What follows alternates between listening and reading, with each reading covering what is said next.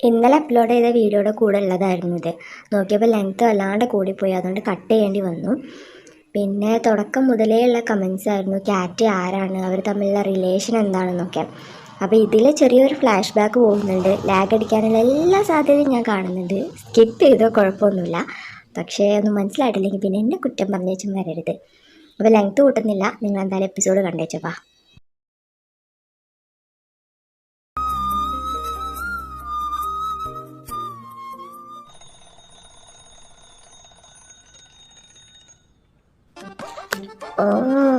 ഒടുക്കത്തൊരലാറം അഞ്ചലാറെന്നാണ് സമ്മതിക്കത്തില്ല.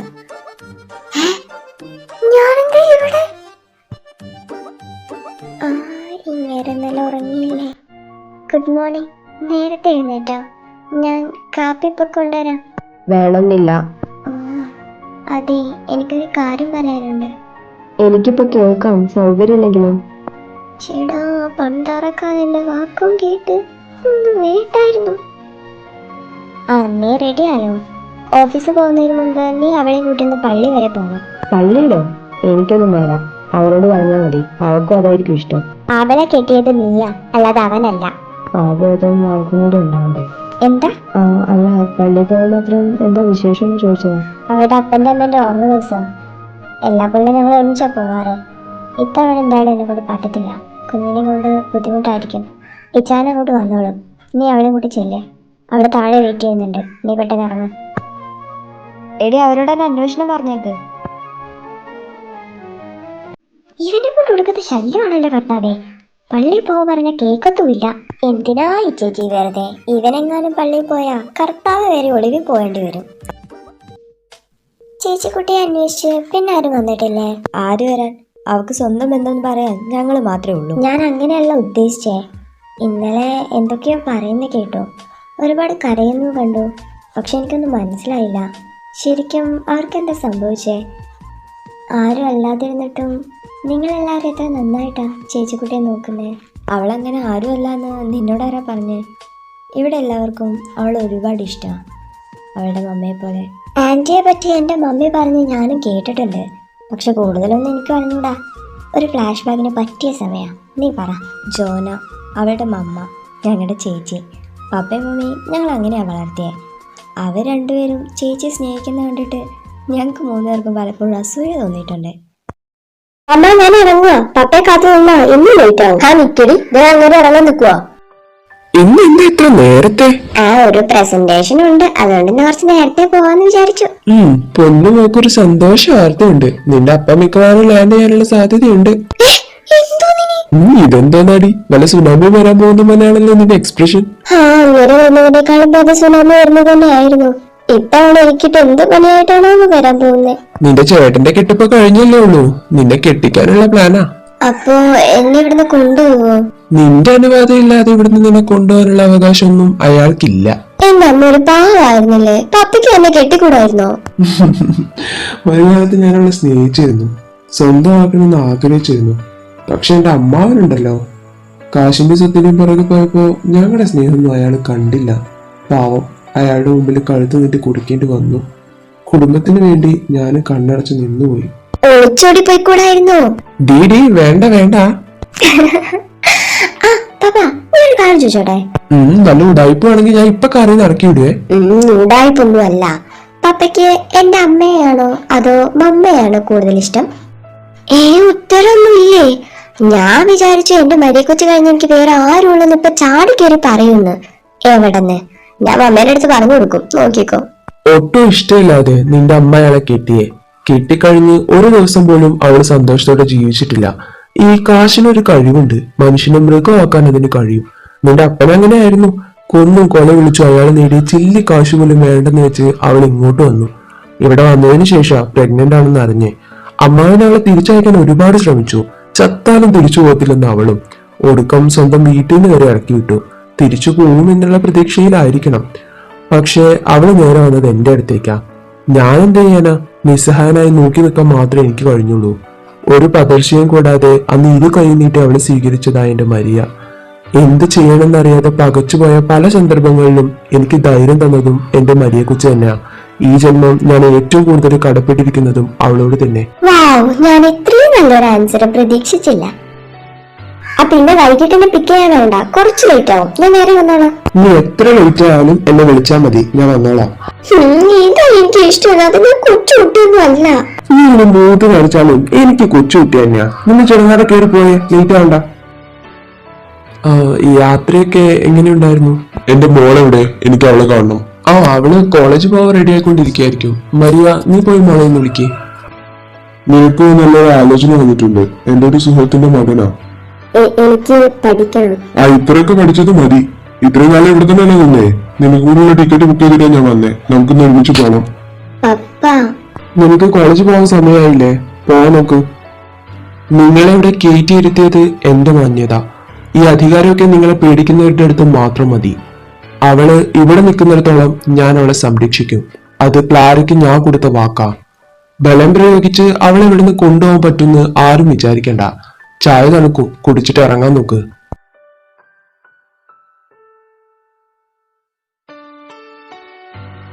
പപ്പ, അയാള് പോയോ? എടി, നിനക്ക് വേണ്ടി ഞാൻ അങ്ങനെ വെല്ലുവിളിച്ചു. എന്നെ ഭീഷണിപ്പെടുത്തിട്ട് അവിടുന്ന് ഇറങ്ങി പോയേ. അങ്ങേര് അമേരിക്കയിലെ വലിയ ഗാങ്സ്റ്റർ അടി. എന്റെ തലയെടുത്തോണ്ടെങ്ങാനും പോയാ നമ്മുടെ കുടുംബത്തിന് പിന്നെ ആരും ഉണ്ടാവില്ല. അത് സാരമില്ല, ഒരു തലയല്ലേ, അതങ്ങ് പോട്ടെ നോക്കണം. ജോണി എവിടെ? അവള് റെഡിയായില്ലേ? അവക്ക് എന്ത് സ്പെഷ്യൽ ക്ലാസ് ഉണ്ടെന്ന് പറഞ്ഞ് നേരത്തെ പോയി. പോയോ? എന്നോട് ഇങ്ങനെ കുറച്ച് കാശ് ചോദിച്ചിരുന്നു. എന്തോ ബുക്കോ മറ്റോ മേടിക്കണമെന്നും പറഞ്ഞു. അതിനുള്ള കാശ് ഞാൻ എടുത്തു കൊടുത്തിട്ടുണ്ട്.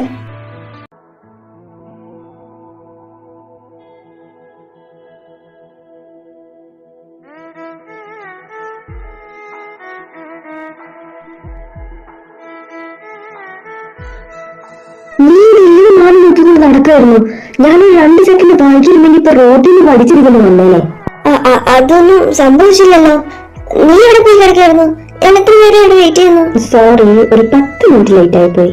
10 മിനിറ്റോ? ഞാനിവിടെ വന്ന് നിൽക്കാൻ തുടങ്ങിയിട്ട് 1/2 മണിക്കൂറായി. തിരിച്ചു പോകാൻ ഇരിക്കുകയായിരുന്നു. വെരി സോറി, ഹോസ്റ്റലിൽ നിന്ന് ഇറങ്ങി ഇച്ചിരി താമസിച്ചു. എന്നാ പോവാം. താഴെ എവിടെ നോക്കിയാണോ വണ്ടി ഓടിക്കുന്നേ? ഞങ്ങളിപ്പോ തന്നെ കാറിനടിയിൽ പെട്ടുപോയാലോ? അയ്യോ, ഇത് പപ്പയുടെ കാറാണല്ലോ. തനിക്ക് കണ്ടുകൂടാന്ന് വണ്ടി മുന്നിൽ കൊണ്ടിട്ടപ്പോ തന്നെ മനസ്സിലായി. ചെറിയ വീട്ടൂടെ? താങ്കളുടെ പൊട്ടനാണോ? നിനക്ക് ഇന്ന് ക്ലാസ് ഇല്ലേ? ഞങ്ങൾക്ക് ഇഷ്ടമുള്ള ചെയ്യും. ചിലപ്പോ ബീച്ചിൽ പോവും, പാർക്കിൽ പോവും. താൻ ആരോടൊക്കെ ചോദിക്കാം. പപ്പയോ? അതെ. തൽക്കാലം മക്കള് ബീച്ചിലും പാർക്കിലൊന്നും പോണ്ട, കാറിലോട്ട് കയറിയട്ടെ. അല്ല, ഈ സ്പെഷ്യൽ ക്ലാസ് സ്ഥിരമുള്ളതാണോ? Sorry papa, this is first time. ഇത് റാം, എന്റെ ഫ്രണ്ടാ. അല്ല, ബോയ് ഫ്രണ്ടാ. കൂടുതൽ കേൾക്കാനുള്ള സമയം ഇപ്പൊ എനിക്കില്ല. അർജന്റായിട്ട് ഒരു സ്ഥലം വരെ പോവായിരുന്നു. അതിനിടയിലാണ് നിങ്ങളെ കണ്ടേ. മക്കൾ ഇനി സ്പെഷ്യൽ ക്ലാസ്സിന് പോവാണോ അതോ കോളേജിലേക്കോ? കോളേജിലേക്ക്. എന്നാലും സമയം കളയണ്ട, പെട്ടെന്ന് പോവാൻ നോക്ക്. ഞാൻ ഇറങ്ങാം. എടി, വീട്ടിൽ ചെന്ന് നിനക്ക് മിക്കവാറും നല്ലോണം കിട്ടുമായിരിക്കും അല്ലേ? അവന്റെ അപ്പനായിരുന്നെങ്കിൽ മോനിപ്പതിലൂടെ ഇഴഞ്ഞു നടക്കേണ്ടി വന്നേനെ. എന്റെ പപ്പ പാവാ, ഹീസ് മൈ ബെസ്റ്റ് ഫ്രണ്ട്. പക്ഷെ നിന്റെ കാര്യം മാത്രം ഞാൻ ഇതുവരെ പറഞ്ഞില്ല. വീട്ടിൽ ചെന്ന് അതിന്റെ പരിഭവം കേൾക്കേണ്ടി വരും, അത്രേ ഉള്ളൂ. നീ ഉറങ്ങിയോ? പപ്പ വരുമെന്ന് അറിയായിരുന്നു, അതൊരു കഴിഞ്ഞിട്ട് കിടക്കാന്ന് വിചാരിച്ചു. എന്നാ ചോദിച്ചോ? എത്ര കാലമായി ഈ സ്പെഷ്യൽ ക്ലാസ് ഒക്കെ തുടങ്ങിയിട്ട്? ഓൾമോസ്റ്റ് ഒരു 4 years. എടി മഹാഭാവി, 4 വർഷമോ? എന്നിട്ട് നീ എന്നതിനെ കുറിച്ച് പറയാതിരുന്നേ? വേറെ ഒന്നും കൊണ്ടല്ല, അവനിപ്പോ PSCക്കൊക്കെ ട്രൈ ചെയ്യുന്നുണ്ട്. ഒന്ന് സെറ്റിൽ ആയിട്ട് പറയാന്ന് വിചാരിച്ചു. പിന്നെ അല്ലറ ചില്ലറ പ്രശ്നങ്ങളുണ്ട്. അവൻ ഒരു ഓർഫനാ, അതും പോരാഞ്ഞിട്ട് ഇന്റർ കാസ്റ്റ്. എടി, നീ എന്നെ കൊലക്ക് കൊടുക്കാനുള്ള വല്ല പ്ലാനും ആണോ? നിന്റെ അപ്പനെങ്ങാനും ഇത് അറിഞ്ഞാ എന്നെ കൊല്ലും അവനെയും കൊല്ലും. അത് പേടിച്ചിട്ട് തന്നെ അയാളൊന്നും പറയാതിരുന്നേ. എങ്ങനെയെങ്കിലും ഇപ്പൊ അതിനെ കുറിച്ചൊന്നും ചിന്തിക്കണ്ട. രണ്ടുപേരും നന്നായിട്ട് പഠിക്കേണ്ട സമയ, അതിൽ മാത്രം ഫോക്കസ് ചെയ്താൽ മതി.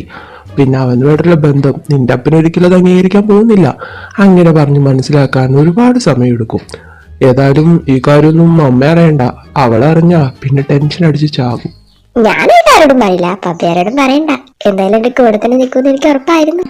മതി മതി, കൂടുതൽ സോപ്പിംഗ് ഒന്നും വേണ്ട. കിടന്നുറങ്ങാൻ നോക്ക്. പിന്നെ നിന്റെ സ്പെഷ്യൽ ക്ലാസിന്റെ പരിപാടി അത് ഇന്നത്തോടു കൂടി നിർത്തിയേക്കണം, കേട്ടല്ലോ? ഇതെന്താണ് രണ്ടും അങ്ങോട്ടും ഇങ്ങോട്ടും നോക്കിക്കൊണ്ടിരിക്കുന്നത്? വഴക്കൊന്നും കൂടിയോ? വഴക്കറിയല്ല, കാലവാരി ഭിത്തിയിലടിക്കാൻ വേണ്ടേ. ഞാനിവിടെ പഠിച്ചോണ്ടിരിക്കായിരുന്നു. അപ്പഴാ അവന്റെ ഒരു വിക്രസ്. ഇപ്പൊ എന്റെ ബുക്ക് കാണാനില്ല. ഈ കുരുട്ട് എവിടെ കൊണ്ട് ഒളിപ്പിച്ചു വെച്ചേക്കോ? ആദ്യം നിന്നോട് എത്ര തവണ പറഞ്ഞിട്ടുണ്ട് ചേട്ടായിട്ട് കൂടെ വഴക്കുണ്ടാക്കരുതെന്നേ. എടാ ചൂടെ, നിനക്ക് ഇവന്റെ പ്രായം തന്നെയാണോ? കുറച്ച് മെച്ചൂരിറ്റി കാണിച്ചൂടെ? എനിക്കിന്ന് നിങ്ങളോട് എല്ലാവരോടും ഒരു സന്തോഷ വാർത്ത പറയാനുണ്ട്. എന്നാ പയ്യനോട് പഠിക്കാൻ പോണ്ടെന്ന് മറ്റോ പറയാനാണോ? അയ്യടാ, അവന്റെ ഒരു പോതി. അല്ല ഇപ്പൊ പഠിച്ച് മഴ മറയ്ക്കുവാണല്ലോ. ഏയ് അതൊന്നുമല്ല. എന്റെ ആദ്യമോൻ എപ്പോഴും പരാതിയല്ലേ, കൂടെ കളിക്കാൻ ആരും ഇല്ലാന്ന്. പപ്പ ആ പരാതി അങ്ങ് പരിഹരിച്ചിരിക്കുന്നു. ഒരു കുറച്ചു മാസം കൂടി കഴിഞ്ഞാ നമുക്ക് പുതിയ അതിഥി കൂടി വരാൻ പോവാ. ഓ, ഇവിടെ ഉള്ള മരണങ്ങളെ കൊണ്ട് തന്നെ സഹിക്കാൻ മേല. ഇനി അതേ പുതിയ എണ്ണം.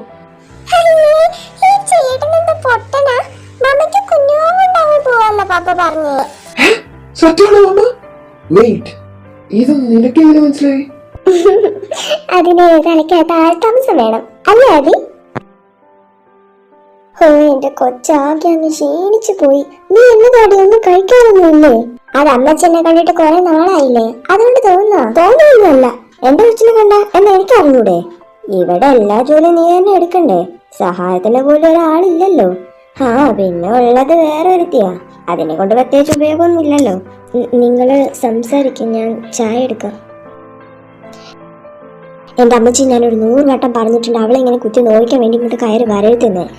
എന്നെ അങ്ങനെ സഹായിക്കാറില്ലെന്ന് അമ്മച്ചിയോട് ആരാ പറഞ്ഞേ? ഞാൻ ക്യാരിങ് ആണെന്ന് അറിഞ്ഞത് മുതൽ ഒരു ഗ്ലാസ് എടുത്ത് പൊക്കാൻ പോലും അവള് സമ്മതിക്കാറില്ല. എന്നെ നല്ല രീതിയിൽ തന്നെയാ എന്റെ മോള് നോക്കുന്നേ. നീ അല്ലല്ലോ അങ്ങനെയല്ലേ പറയൂ. എന്നാലും കുറച്ചു ദിവസം നീ നമ്മുടെ വീട്ടിൽ വന്ന് നിൽക്ക്. അമ്മച്ചിയുടെ മോക്ക് ഇപ്പൊ പറയത്തക്ക ഒരു അസുഖവും ഇല്ല. പിന്നെ ആദ്യമായിട്ടൊന്നുമല്ലല്ലോ കുഞ്ഞിന് വയറ്റിലിട്ടോണ്ട് നടക്കുന്നേ. ഞങ്ങളൊക്കെ ഇവിടെ ഇല്ലേ, ഞങ്ങൾ തന്നെ നോക്കിക്കോളാം. അല്ല, എന്നതാ നിന്റെ ഉദ്ദേശം? അവൾ ഇനി ഇവിടെ എങ്ങനെ നിർത്താന്നാണോ? ആ സാമ്പോന് വന്നതല്ലായിരുന്നോ? അവന്റെ കൂടെ അവളങ്ങ് പറഞ്ഞു വിട്ടൂടെ? വേറെ ആരും അല്ലല്ലോ, സ്വന്തം അപ്പനല്ലേ. അങ്ങനെ ആരെങ്കിലും വന്ന അവകാശം പറയുമ്പോ പറഞ്ഞു വിടാൻ അവള് പട്ടിയോ പൂച്ചയോ ഒന്നും അല്ല. അയാൾ കാരണം സ്റ്റെല്ല ഒരുപാട് അനുഭവിച്ചു. അതുപോലെ ജോണിയെയും അയാൾക്ക് വിട്ടുകൊടുക്കണമെന്നാണ് നിങ്ങൾ പറയുന്നത്. ഇത്രയും കാലം നീ തന്നെയല്ലേ അവളെ നോക്കിയേ. ഇനി നോക്കാൻ നിന്നാ ആ ഭാരം നിനക്ക് താങ്ങാൻ പറ്റുമെന്ന് തോന്നില്ല. അവളിപ്പോ പ്രായപൂർത്തിയായില്ലേ. ഇനിയൊരു വിവാഹം, അതിന്റെ ചിലവ്. ഇനി ജനിക്കാൻ പോകുന്നത് ഒരു പെൺകൊച്ചാണെങ്കിലോ? അപ്പൊ എനിക്ക് രണ്ടാമതൊരു പെൺകുട്ടി കൂടി ജനിച്ചു എന്ന് വിചാരിച്ച് ഞാൻ അങ്ങ് അഭിമാനിക്കും. പിന്നെ അവളുടെ വിവാഹം, അതിനെ കുറിച്ച് ഇപ്പൊ ഞാൻ ചിന്തിക്കുന്നില്ല. അവള് പഠിക്കല്ലേ, അത് കഴിഞ്ഞ് ഒരു കൂട്ട് വേണമെന്ന് തോന്നുമ്പോ ചിന്തിക്കാം. അവളുടെ അപ്പൻ ജീവിച്ചിരിക്കുമ്പോൾ ഞാൻ ഇടപെടുന്നത് ശരിയല്ല എന്ന് വെച്ച് അവളുടെ അമ്മയെ പോലെ ഇഷ്ടമില്ലാത്ത ഒരാളുടെ മുമ്പിൽ കഴുത്തിനിട്ട് കൊടുക്കേണ്ട അവസ്ഥ എന്റെ മൂക്ക് വരാൻ ഞാൻ സമ്മതിക്കത്തില്ല. ഇതിപ്പോ ഇങ്ങനെ പുകഴ്ത്തി ഒടുക്കം നിന്റെ സ്വത്ത് മുഴുവൻ അവളെ കയ്യിലാക്കി അങ്ങ് പോവും. മിക്കവാറും അതിന്റെ ആവശ്യം വരത്തില്ല. എല്ലാം കൂടി നീ തന്നെ അവൾക്ക് എഴുതി കൊടുക്കുമല്ലോ.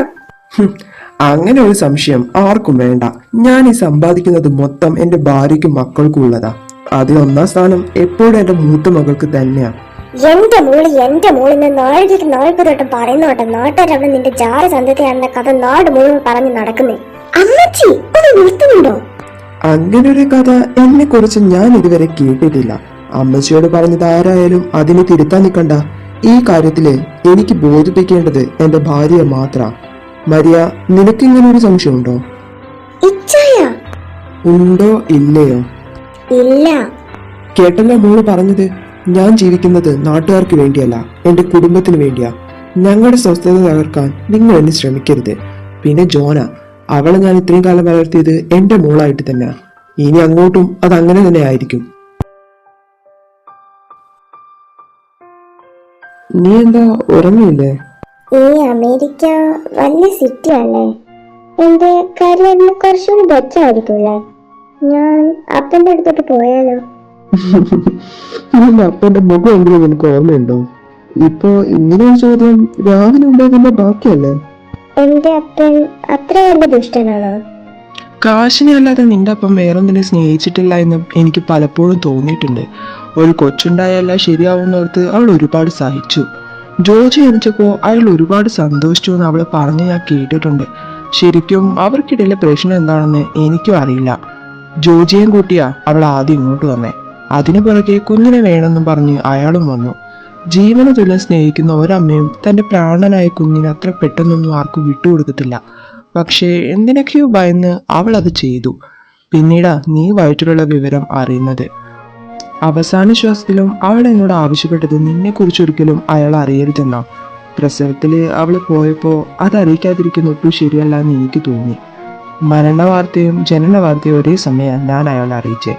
പക്ഷേ പ്രതീക്ഷിച്ച പോലൊരു പ്രതികരണം ഉണ്ടായില്ല. അവസാനമായിട്ട് അവരൊന്ന് കാണാൻ പോലും നിന്റെ അപ്പം വന്നില്ല.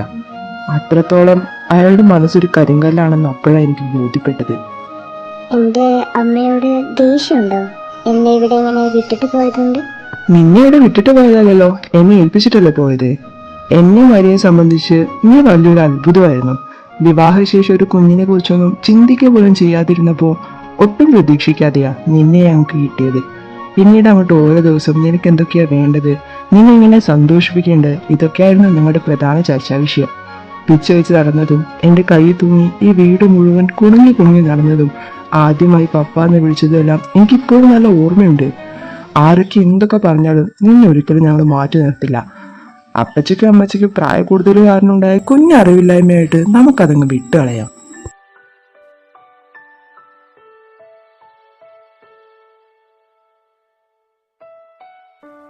നീ എന്നതാടി മുഖം വീർപ്പിച്ച് നടക്കുന്നത്? പുന്നാര മോളെ കൊഞ്ചിക്കുന്നത് കുറച്ച് കൂടുന്നുണ്ട്. അവക്കിപ്പോ ഒന്ന് കഴിക്കാനും വേണ്ട, കുടിക്കാനും വേണ്ട, കോളേജിലും പോകുന്നില്ല, മുറിക്കകത്ത് ഒരേ ഇരിപ്പാ. എന്താന്ന് ചോദിച്ച കമ്പാന്നൊരു അക്ഷരം മിണ്ടത്തില്ല. നീ ആവശ്യമില്ലാത്ത വല്ലതും പറഞ്ഞുള്ള ദേഷ്യം പിടിപ്പിച്ച് കാണും, അല്ലാതെ പിന്നെന്താ? അല്ലേലോടൊപ്പം കുറ്റമൊക്കെ എനിക്ക് തന്നെ ആണല്ലോ. ഞാനൊന്നും ഇടപെടുന്നില്ല, നിങ്ങൾ തന്നെ പോയി അവളോട് ചോദിക്കേ. നീ എന്താടി മമ്മയോട് വഴക്കോ മറ്റോ കൂടി ഇരിക്കുകയാണോ? അങ്ങനെയൊന്നുമില്ല പാപ്പ. അപ്പൊ റാമ തന്നെ പ്രശ്നം. ഞാൻ വേണമെങ്കിൽ അവനെ വിളിച്ച് സംസാരിക്കാം. അതൊന്നും വേണ്ട, എനിക്കൊന്നും ഇല്ല. ചെറിയൊരു തലവേദന, അതൊന്ന് കിടന്നാൽ മാറിക്കോളും. തലവേദനയോ? എടി നിന്നെ ഞാൻ കാണാൻ തുടങ്ങിയിട്ട് കൊല്ലം കുറെ ആയില്ലേ. നിന്റെ ഈ മുഖം ഒന്ന് വാടിയാ അതെനിക്ക് പെട്ടെന്ന് മനസ്സിലാവും. നീ കാര്യം എന്താന്ന് വെച്ചാൽ പറ. എല്ലാത്തിനും എൻ്റെ കയ്യിൽ മരുന്നുണ്ടെന്ന് നിനക്ക് അറിയാലോ, പറ. ഞാൻ വലിയൊരു തെറ്റ് ചെയ്തു. തെറ്റോ? നീ എന്തിനാ പറയുന്നേ? പപ്പ, ഞാൻ പ്രഗ്നന്റാ. എന്താ? പപ്പ, നീണ്ടരുത്. ഇനി നീ മുറിക്ക് പുറത്തിറങ്ങിയെന്നെങ്ങാനും ഞാൻ അറിഞ്ഞോ? നാറി, നീ എന്റെ മോളെ ചതിക്കുമായിരുന്നല്ലേ? പപ്പ, ഞാൻ പറയുന്നത് കേക്ക്. ഞാൻ ആരും ചതിച്ചിട്ടില്ല. തെറ്റ് പറ്റിപ്പോയി. പക്ഷെ അതിന്റെ പേരിൽ അവളെ, എന്റെ കുഞ്ഞിനെ ഞാൻ ഉപേക്ഷിക്കില്ല. ഞാനാ ആരെ അറിയിക്കണ്ടെന്ന് പറഞ്ഞത്. ഞങ്ങൾ എവിടെയെങ്കിലും പോയി ജീവിച്ചോളാം പപ്പ. നിന്നെയാളെ ഏൽപ്പിക്കണമെന്നല്ലേ? ജോലിയും കൂലിയില്ലാതെ നീ എങ്ങനെയാണ് അവളെ പോറ്റുക? തെരുവിലിറങ്ങി പിച്ചെടുക്കുവോ?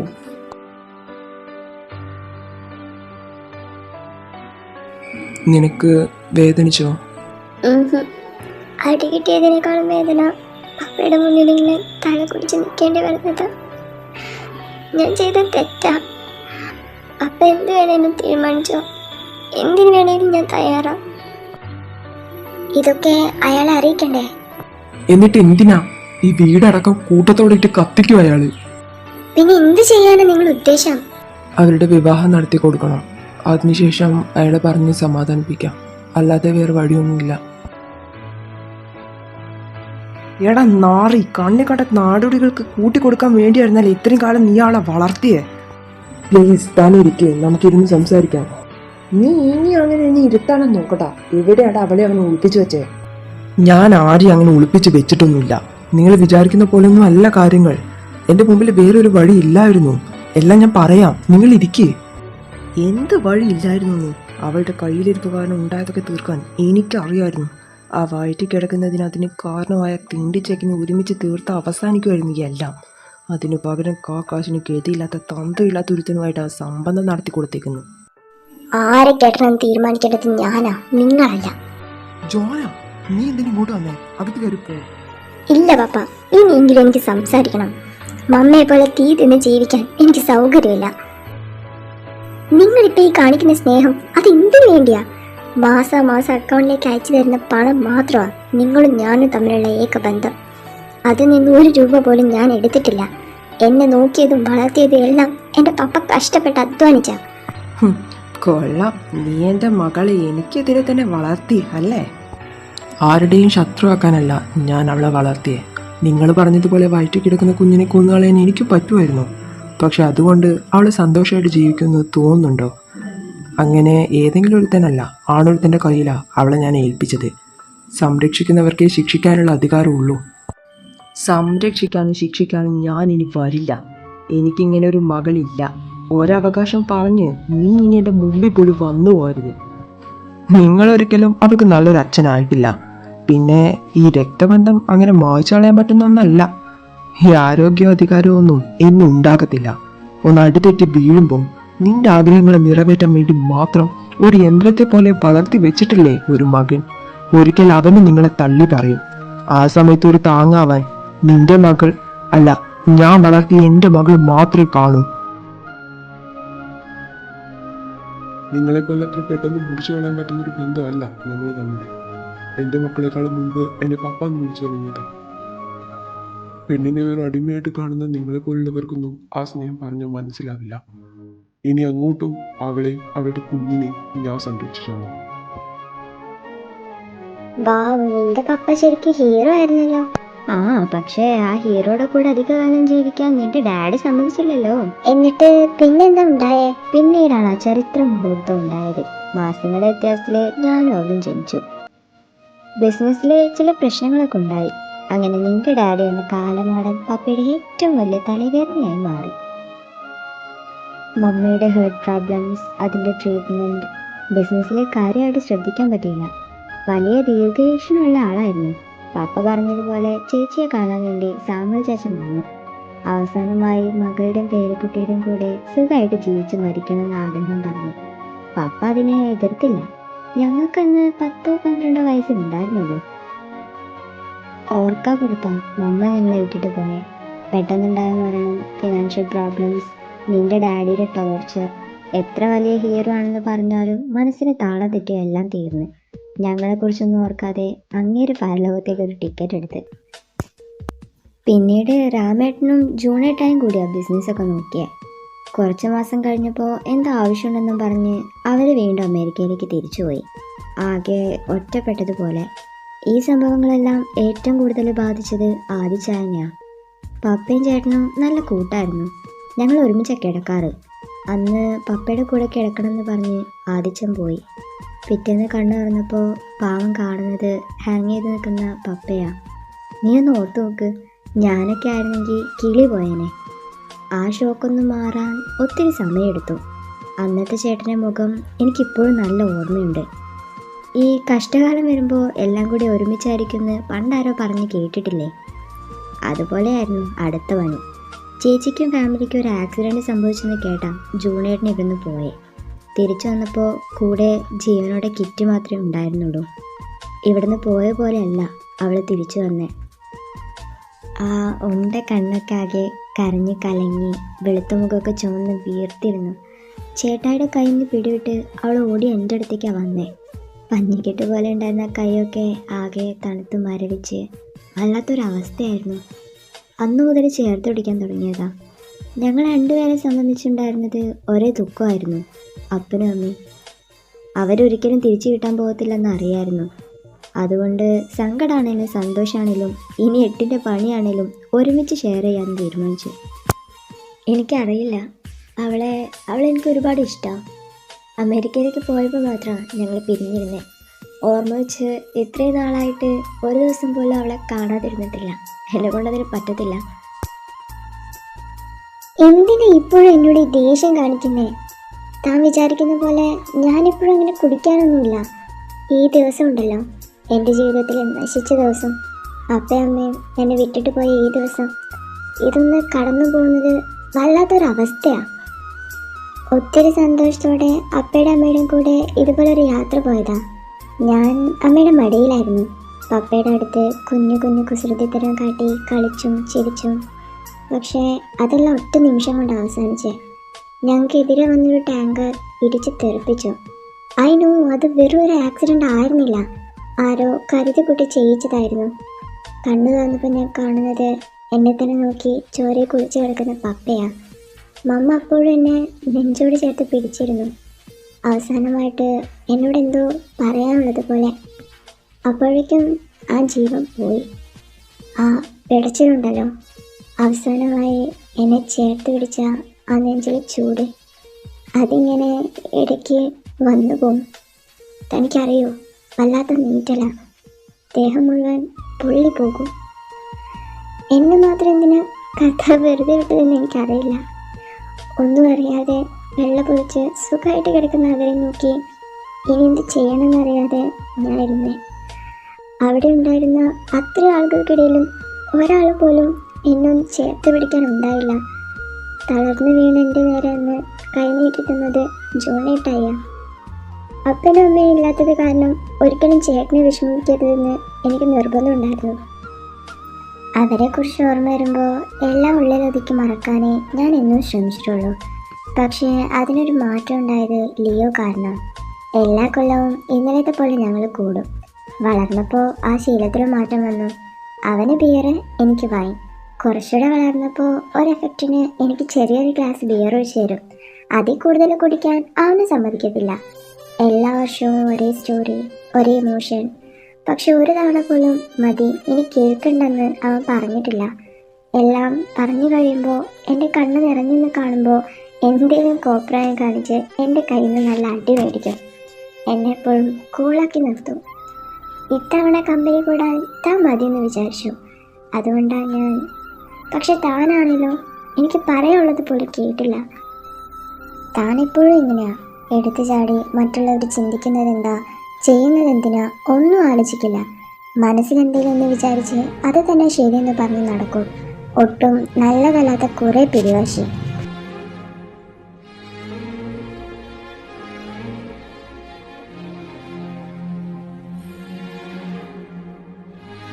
സോറി, ഞാൻ ഇങ്ങനെയാ.